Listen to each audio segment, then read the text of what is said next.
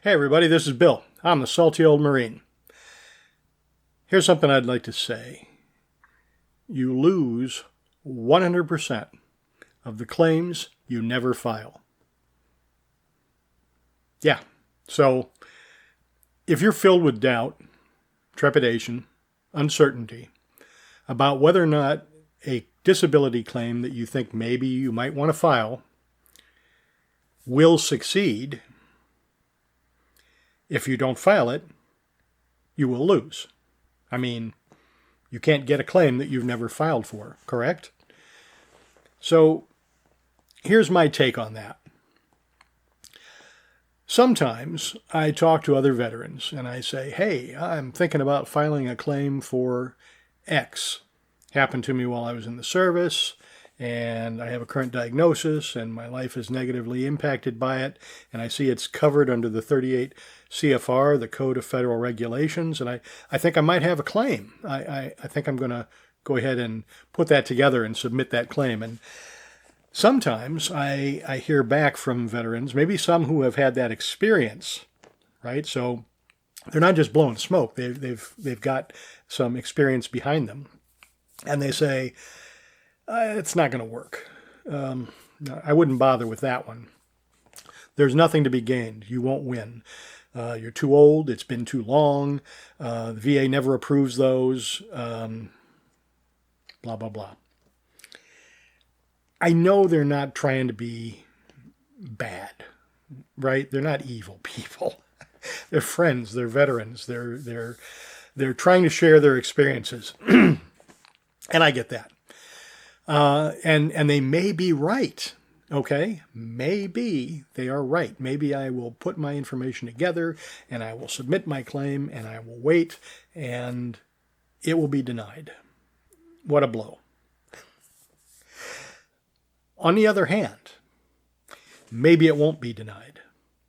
Maybe they got a rater who was having a bad day. Maybe the rules have changed since the time they were denied. Maybe the sky is blue today and it was gray on the day they got their claim rated. I don't know. I will tell you this, there's a lot of variability in claims. I have heard of claims that I would have thought for sure would have sailed through get denied, and I've heard of claims that seem sketchy as can be get approved. I mean, I can't explain that, right? I think there's some consistency, but I also think there's plenty of room for things not being exactly the same in every situation. So here's what I say. If you feel you have a claim, a valid claim for a VA disability, and you've read the 38 CFR and you understand the rules behind this disability and you believe you have the evidence, so you have that in-service event, or maybe it's a secondary condition that you're filing, and you have that current diagnosis and you have the ability to prove that the current diagnosis is related on an at least as likely as not basis to your in-service event or your secondary condition, or your service-connected condition that you're applying for a secondary for, I should say. If you have that information, file it. File that claim. I mean, let me ask you this. Why would you not? Well, it's going to get denied. I guarantee it's denied if you don't file it, so file it. You file it and get on with your life. Move on. Do other things. If you've got other claims to work on those. If you've got a life to live, a family to raise, fun to have, do all the things, right? It'll float out there in the ether with or without you until someday when you're called for a C&P exam, perhaps. And you go to the C&P exam and you'll talk to the examiner and they'll look at your stuff and they'll say it's at least as likely as not, or it's less likely than not. And they'll put that in the claim and they'll send it all to the rater, and the rater will look at it and a decision will be made. And maybe you'll get denied. But again, you definitely wouldn't have won if you had not submitted at all. And here's a little bonus. If you get denied, you're going to get, that's right, a decision letter in the mail. You'll get it online too, but you'll get it in the mail. Big, thick packet. And if you get denied, it will explain why you got denied. That is fantastic. That's gold. It's going to tell you exactly what you're missing. So in other words, if that claim was denied on a basis of something that you can fix, now you can fix it. If they say it was denied because of, I don't know, lack of a current diagnosis, and you say, wait a minute, I submitted a current diagnosis with my claim. They missed it. Great. That's a higher level review. That's an HLR appeal. Put it in. Yeah, it's going to be another, 120 days or whatever, but your pay date is preserved, so if it's approved, it'll go all the way back to the day you filed that claim.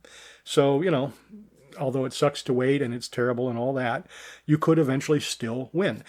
On the other hand, let's say you're missing a current diagnosis and you look at your packet and you go, oh man, I forgot to submit my current diagnosis.